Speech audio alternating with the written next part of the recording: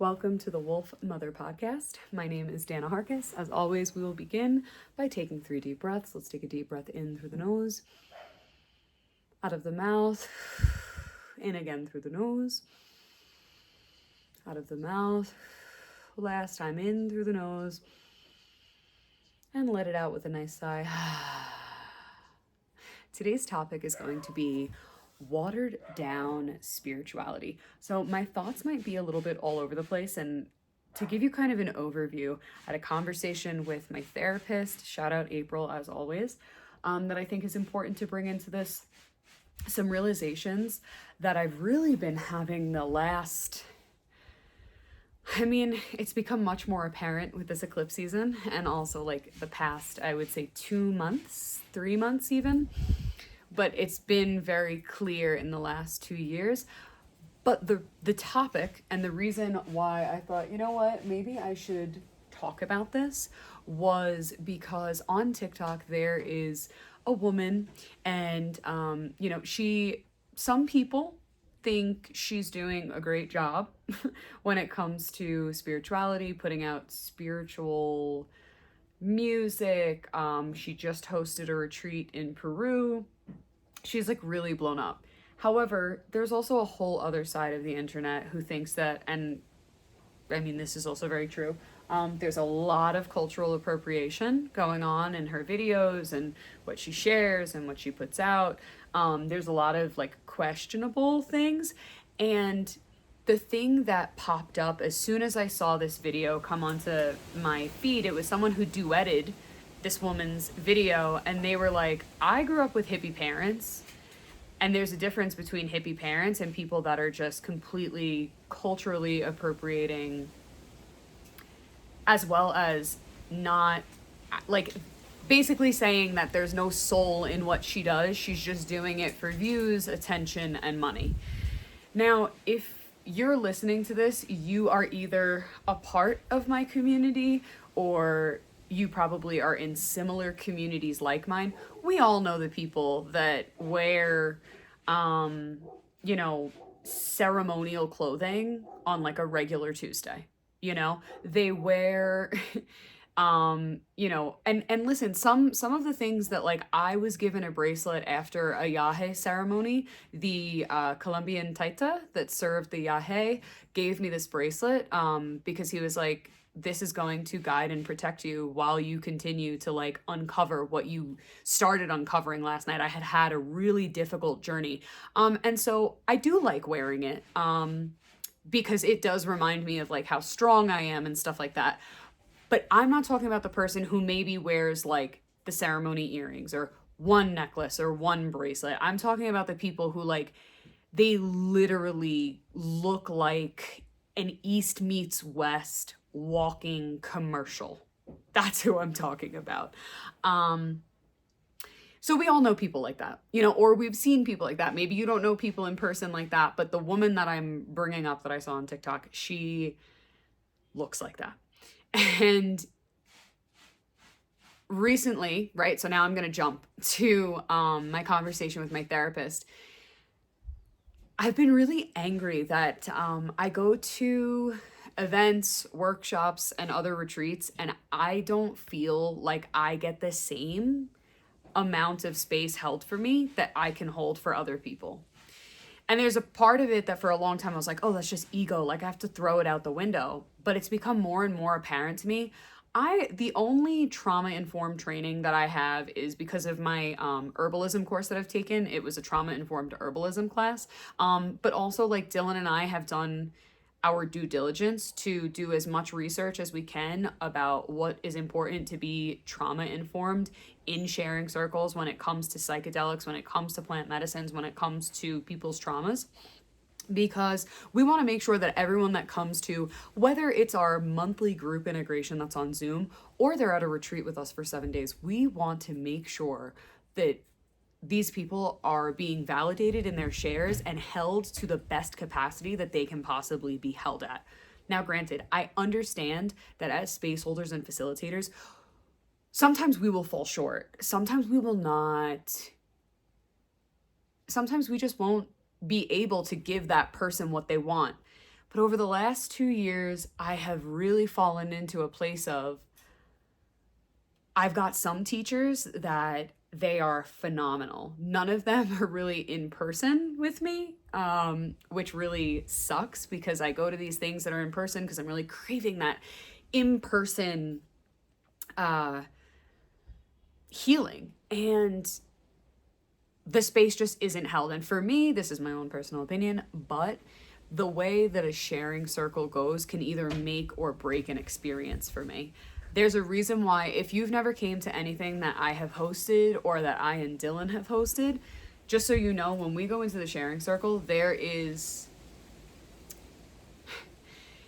I have rules, and we discuss the rules before the sharing circle starts. And I didn't come up with the rules for no reason. I came up with the rules, one, because of things that I had felt in my own life, but two, because of what I had continued to learn. Dylan has a psychology degree, and that's great. I don't.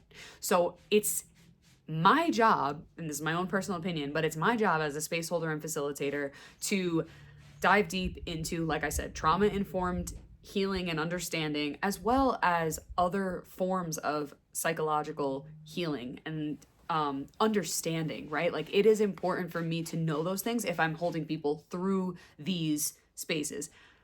I 100% have the, however you'd like to say it, the spiritual, the intuitive, and the energetic shit down packed, whatever the term is actually. But when it comes to the brain and people's traumas, there's always more to learn. Even the people that are trauma-informed teachers, like they teach other people about how to be trauma-informed, they are also continuously learning. So I digress from that. But over the last 2 years, I've been like, okay, I go to all these circles and I leave feeling like not held. And then I have to bring these things to my therapist for my therapist to hold me. Or I do have friends in my own life that are great space holders for me, like my closest friends.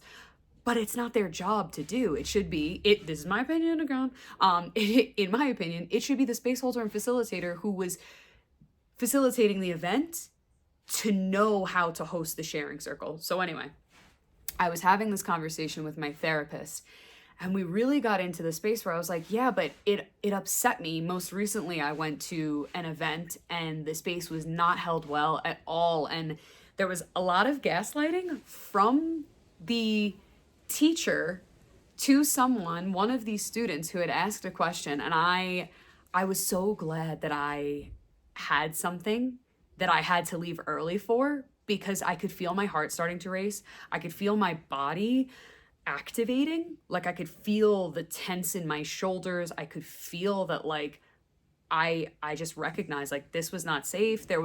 And just for context, at one point, the facilitator saying to a student, you're getting really emotional right now. See, this is exactly what I'm talking about. And it's like, the person was getting emotional. All of us were getting emotional in the space because we could recognize that the space was not being held right. And the words coming out of this facilitator's mouth were fucking batshit crazy. And that's where I disagree with spiritual people. And now I'll go into that. The watered down spirituality. I believe that it is beautiful that we have a body and a mind, that I do believe if we are able to use meditation, use repetitive affirmations, use energy healing, we can help heal the body. But I would be doing such a disservice to myself and to others if I ignored that modern medicine is also such an amazing, magical gift that we have. If I was to ignore the fact that people, yes, experience things on an emotional level, but it does happen in a physical sense as well, that would be so fucked up of me. Like, to ignore that there's the physical. And I cannot agree with practitioners, whether they are medicine carriers, like indigenous medicine carriers, or if they're just people from the US that woke up and were like, yeah, I'm going to be an energy healer now. Oh, you have, pain in your uterus? Yeah, that's because you're not surrendering to God's plan. Like, I can't agree with any of that shit. Do I think that our emotions get stuck in our body and can manifest physically? 100%. But I also recognize that we have humanly bodies and we use soaps that have fragrances and we eat shitty foods and we live in environments that are fucking polluted, and there are outside circumstances that also impact our body and mind as well. So I was venting to April as I do. And we, she was prompting me throughout my session, and I really was able to come and sit with the idea of there's a lot of watered down spirituality, and it makes me so activated in ceremonies and circles and workshops because I want to, hold on, let me say this again. I love what I do for a living, but I am not just for people that are into spirituality. I am into the people that work regular 9-to-5s. I am there for the people that are lawyers, doctors, teachers. They are your blue collar workers. They are parents. They have families. They have busy lives. My work is not just for the people that are like, yeah, I love meditation and, connecting with, myself through breath work. That is not it. And so when it came to that person who had put out those videos, right? A lot of the comments are like, see, this is why I would never get into spirituality, because you have people like this. Spiritual psychosis is a real thing. And so that idea of people being super dressed up like they're in ceremony all the time can kind of perpetuate this idea that all of us that are into spirituality are constantly in a place of spiritual psychosis. Now, spiritual psychosis is a very real thing. And it's so important to make sure that if you're doing any of this work that you're also grounded, because spiritual psychosis isn't just for the plant medicine people. It can pop up. What's wrong, buddy? Shh. It can happen. It can happen when you are just genuinely doing energy work, when you're doing spell work. Like, it all happens. This is all a thing that happens. And so as we continue on with this journey and what happens as space holders and facilitators, we need to really check in with ourselves. Are we only for the people that are into psychedelics and spirituality? Have we watered down spirituality to only be for a specific type of people? Because if you are one of those facilitators, I think you're the fucking problem. And it's crazy because I would love to say people's names on here, just to give you examples, but I won't. I am maturing. I know it would be very immature to like put out people's actual names and call them out like that. But if you're listening to this and you want to hear me say actual people's names, and maybe you know me very well, I have absolutely no problem telling you if you come to our circles and become a part of our community, because I also think that's an important part of spirituality, is recognizing when people in your community are perpetuating certain ideologies and calling that shit out and being able to say, no, I don't like that person. No, I don't want to work with that person. No, if you like working with so-and-so, we are very different people, and I'm probably not gonna be for you because I have very opposing views to those types of people. So, and the reason why I say all of this is because if I'm having these conversations behind closed doors, when I had a conversation recently at the beginning of the week with someone about how inappropriate some of these sharing circles are, and about how sad it makes me that I understand that spirituality can be crystals and sage and pulling some oracle cards, but spirituality is so much more than that. And that's why I love getting the opportunity to work with people that are quote unquote average Joes. They're everyday people. They, obviously, if you're listening to this, you've probably seen me before. Yes, I love my hemp pants. I love some of my like clothing that I definitely know makes me stick out like a sore thumb.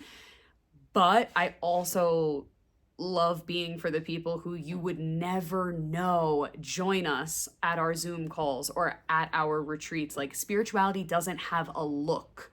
It is a feeling within yourself. You can be a super religious person and be into spirituality. You can be super against organized religion and be into spirituality. So there really is no right or wrong cookie cutter way, but I feel like in 2024, we have this watered down idea of people because of social media.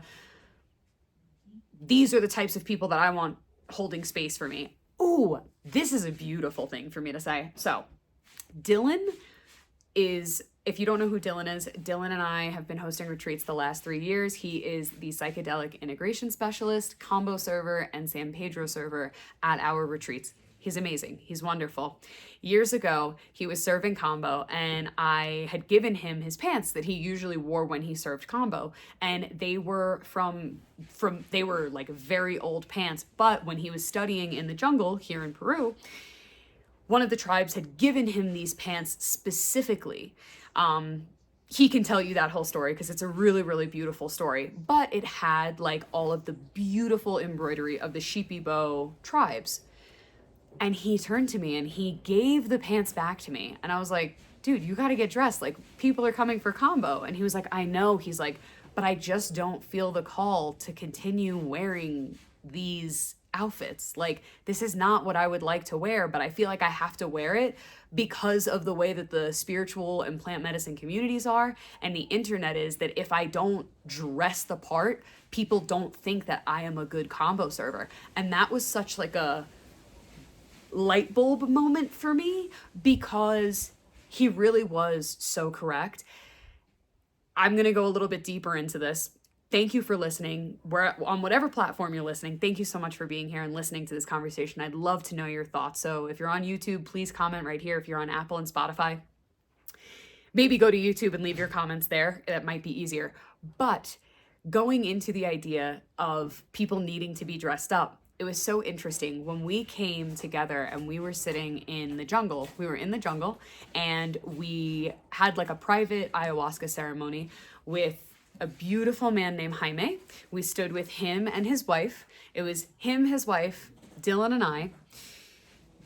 The man that brought us in on the boat, and he had two of his like really good friends with him. And that was the whole house. But it, you know, if you know what a maloka looks like, they lived in a maloka and had another maloka, and that was it. There was no house or anything like that. So when it came time for us to sit with ayahuasca that night, it was just Dylan and I and Jaime. And Jaime put on his very nice shorts. He put on his button-up shirt, and he had like a very thin headband that he put on as like a layer of protection over his third eye. And then that was about it. And he served. And it was another one of those light bulb moments where we had a conversation the next morning. Now, Jaime only spoke Quechua. So the man who took us on his boat to Jaime's house, he spoke Quechua, Spanish, and English. I'm so sorry if you guys are listening to the barking dogs in my neighborhood that are going out of control. They are protecting the livestock here. So we had a conversation with Jaime the next morning that we were like, you know, what you were dressed in, it was just regular clothing. And he was like, what the fuck else would you want me to wear? And we explained to him that on the internet and in ceremonies in the United States, people are really dressed up. Like really, really, really dressed up. And we were showing him photos of, you know, other retreat centers and stuff like that of what they were wearing. And he by no means was a retreat center at all. Ayahuasca was something that his family had served, and it was passed down and passed down and passed down. And it was something that he served, but he was like, no, he was like, you know, I love the traditions and I love the Shipibo clothing. He's like, but why would I have to wear it? Like, what does that really prove to me? He was like, basically that's for the tourists. Like, they love feeling like, you know, closer to us and what we do. So it was a very, very interesting conversation, because it was really one of the first times where I was like, okay. So Dylan bringing that up, that he was like, I'm just not comfortable to be wearing these clothes while I'm serving. It just doesn't really feel like a part of me, was such a genuine feeling for him, a genuine reaction. But because of social media spirituality or watered down spirituality, he felt like if he didn't wear these clothes, people would talk about him and think he's a bad server. When in reality, he is a phenomenal server and has such deep knowledge when it comes to Western medicine as well as indigenous medicine, because that's who he's learned how to serve all these medicines from. So I'm telling you all of this to kind of wrap it into a pretty little bow, because I really want you to sit and think about what I've just said right here. And I'm wrapping it up because of the dogs that won't stop. So please leave a comment, and many blessings to you and to yours.